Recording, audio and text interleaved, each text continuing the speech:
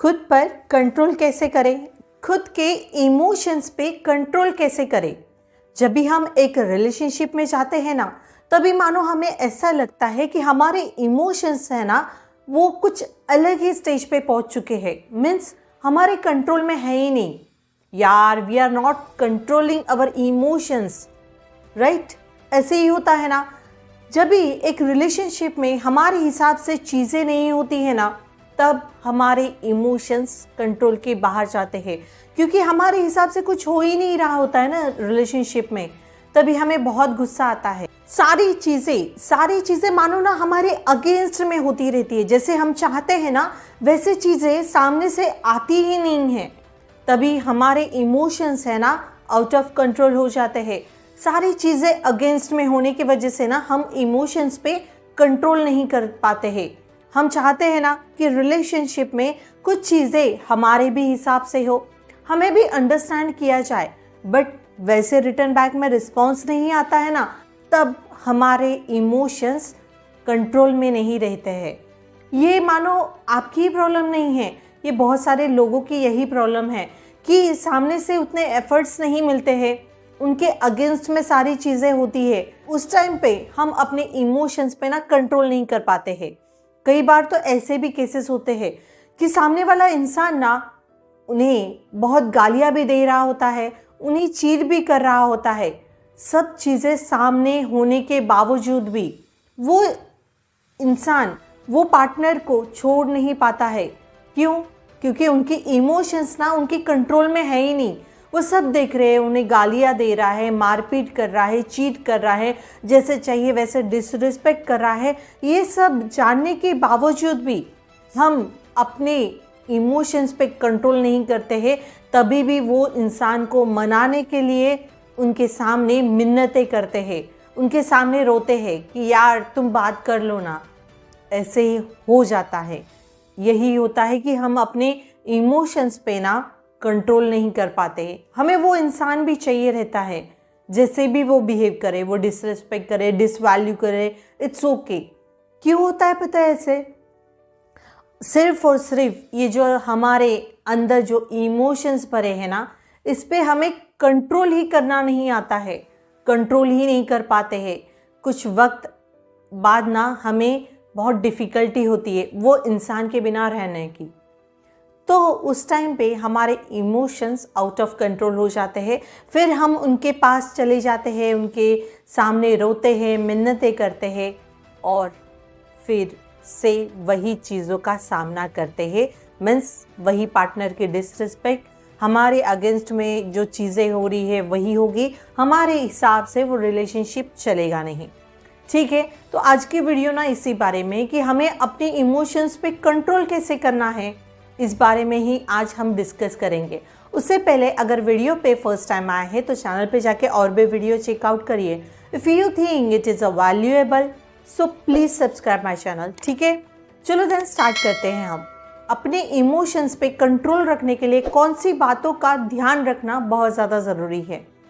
तो पहला पॉइंट ये है, देखो यार, जब भी हम अपने रिलेशनशिप में अपने इमोशंस पे कंट्रोल करना चाहते हैं ना, तो सबसे पहली बात आपको ये ध्यान में रखनी है कि नो योरसेल्फ, खुद को जानना आपको बहुत ज़्यादा ज़रूरी है कि खुद की बाउंड्रीज क्या है, खुद के नीड्स क्या है, ये जानना आपको एक रिलेशनशिप में बहुत ज़्यादा ज़रूरी होता है। बहुत सारे लोग हैं जो रिलेशनशिप में ना बस घुसे जाते हैं, उनका कुछ भी मोटिव नहीं रहता है रिलेशनशिप में। जैसे आपने सुना होगा कि सिचुएशनशिप होती है, कैजुअलशिप होती है।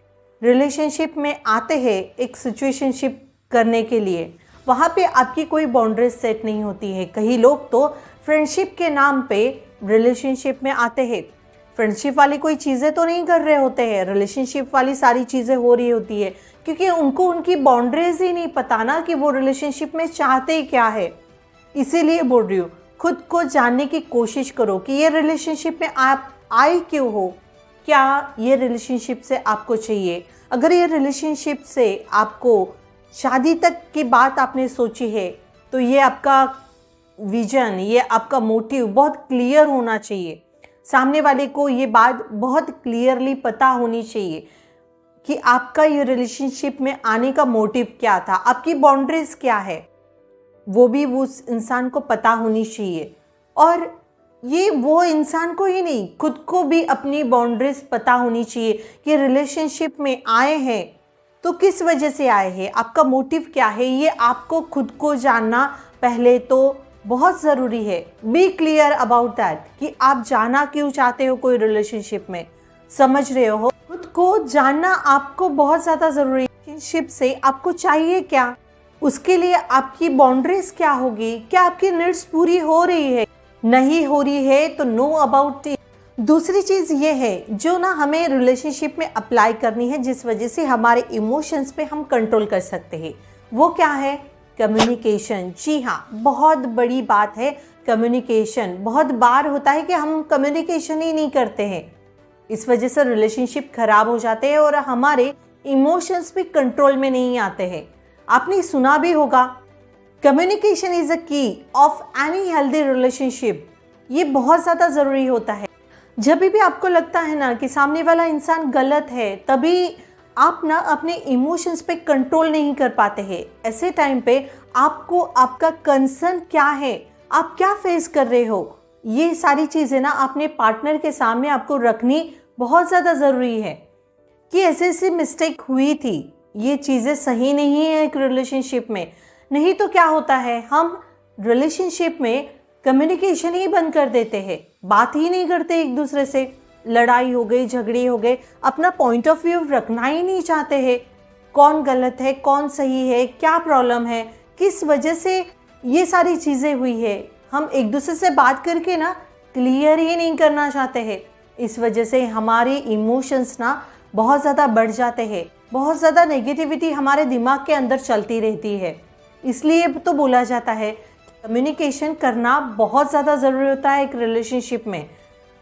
और क्या गलत है, पार्टनर से आप डिस्कस करिए, बात करिए। अगर उनके तरफ से गलती है तो वो उनको उनका पॉइंट ऑफ व्यू रखने दीजिए। बहुत ज़्यादा ज़रूरी होता है कि वो क्या सोचते हैं, वो झगड़े को लेकर, वो बात को लेकर, उनका भी पॉइंट ऑफ व्यू आपको सुनना बहुत ज़्यादा ज़रूरी है।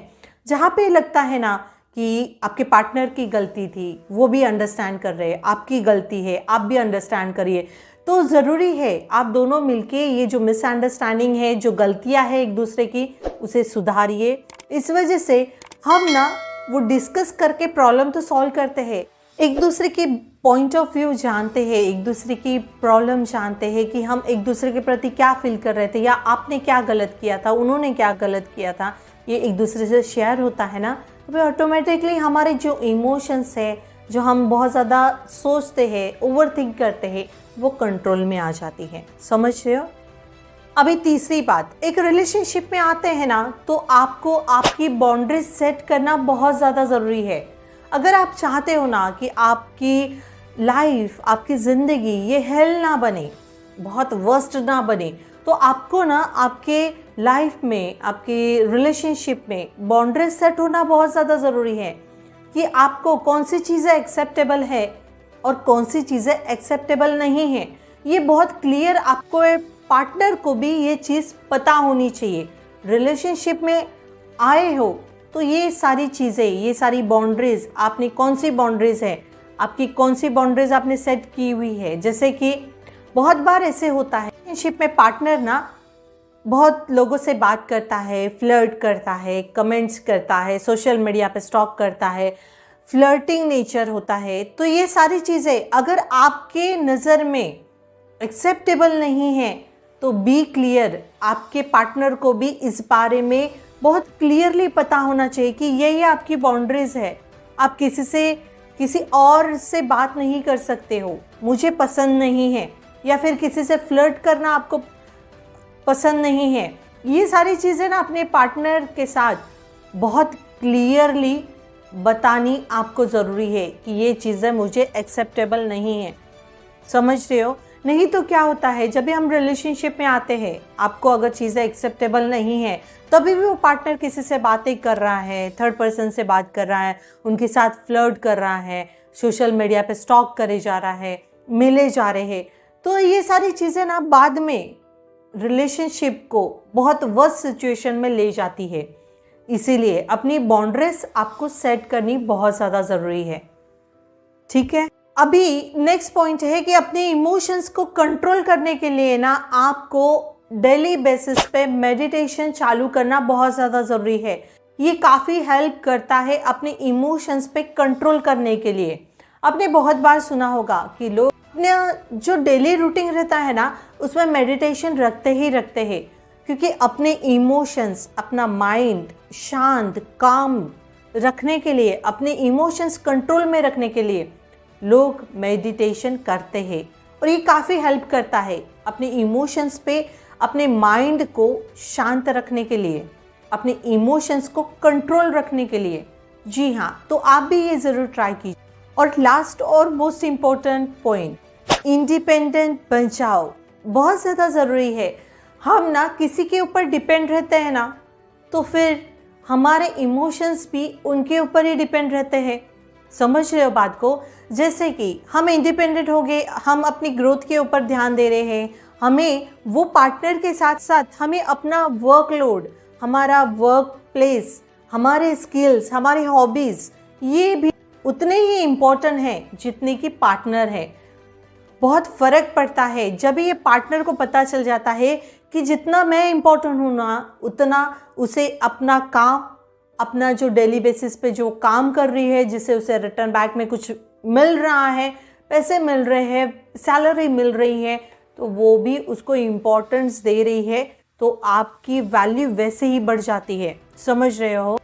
और ये बहुत ज़्यादा ज़रूरी है कि हम ना खुद इंडिपेंडेंट हो अपने लिए, और किसी के लिए नहीं, बट खुद के लिए इंडिपेंडेंट होना बहुत ज़्यादा ज़रूरी है। तो लोग ना आपको अलग नज़र से देखते हैं, आपकी वैल्यू मानो अलग हो जाती है। मैं आपको ना अपने इमोशंस पे कंट्रोल कैसे करना है ये चीज़ ना अच्छी तरीके से समझा पाई हूँ। अगर अभी भी आपको कुछ डाउट लग रहा है तो प्लीज़ कमेंट्स करिए।